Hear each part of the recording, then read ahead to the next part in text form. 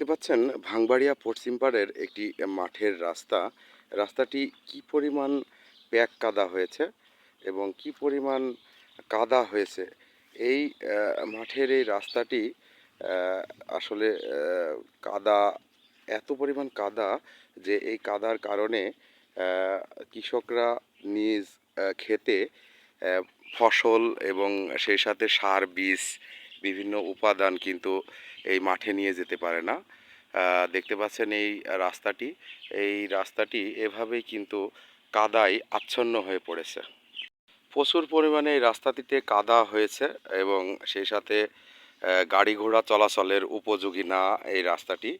তো আমরা কৃষকদের সাথে একটু কথা বলবো। দেখতে পাচ্ছেন এই রাস্তাটির বেহাল দশা, প্রচুর পরিমাণে কাদা হয়েছে এই রাস্তাটিতে। খুবই মানে বিকলাঙ্গ অবস্থা। এই রাস্তায় যে একটি ভ্যানে করে সার নিয়ে যে খেতে কৃষকরা ব্যবহার করবে কিংবা ক্ষেত থেকে কোনো ফসল নিয়ে আসবে, সেই রাস্তা দেখেছেন কি অবস্থা, একেবারে প্যাক কাদায় একেবারে অবস্থা খুবই খারাপ। বিশেষ করে ওপরে একটি রাস্তা দেখতে পাচ্ছেন, ওই রাস্তাটি কিন্তু পিচ করা এবং রাস্তাটি খুব ভালো রয়েছে, কিন্তু এই রাস্তাটির একটি বেহাল দশা আমরা লক্ষ্য লক্ষ্য করছি। তাই ভিডিওটি আপনাদের জন্য দেখতে পাচ্ছেন যে রাস্তাটি কি একটা অবস্থার হয়ে হয়ে রয়েছে। তো এই রাস্তাটির দ্রুত সংস্কারের দাবি জানাচ্ছে এ এলাকার কৃষক থেকে শুরু করে এ এলাকায় যারা বসবাস করে তিনারা। তো আমরা এখানকার একজনের সাথে কথা বলি।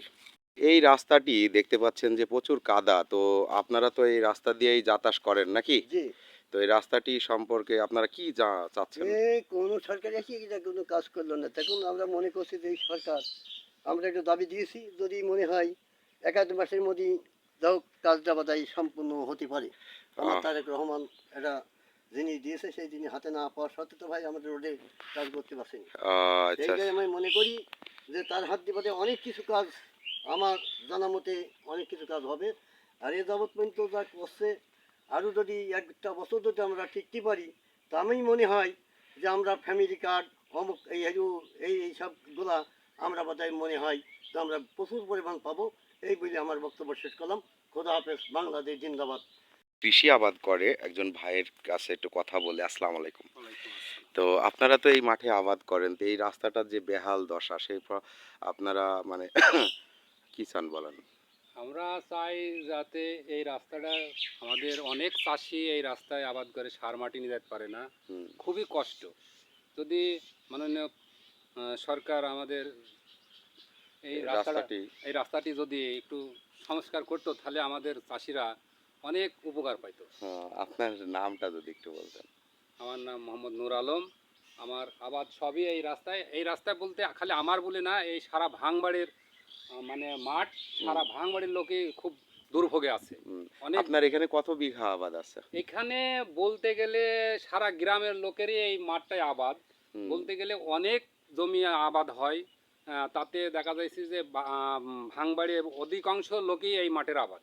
তাতে তার মানে আপনারা চাচ্ছেন যাতে দ্রুত রাস্তাটি সংস্কার হয়। দ্রুত রাস্তার সংস্কার হলে আমাদের চাষিরা খুবই উপকার পাবে। এক বস্তা সার যে নিয়ে যাবে, আবাদ তো সব মাঠের ভিতরে কুষ্টা পাট ধুই দিছে, আনার কোনো পরিবেশ নেই।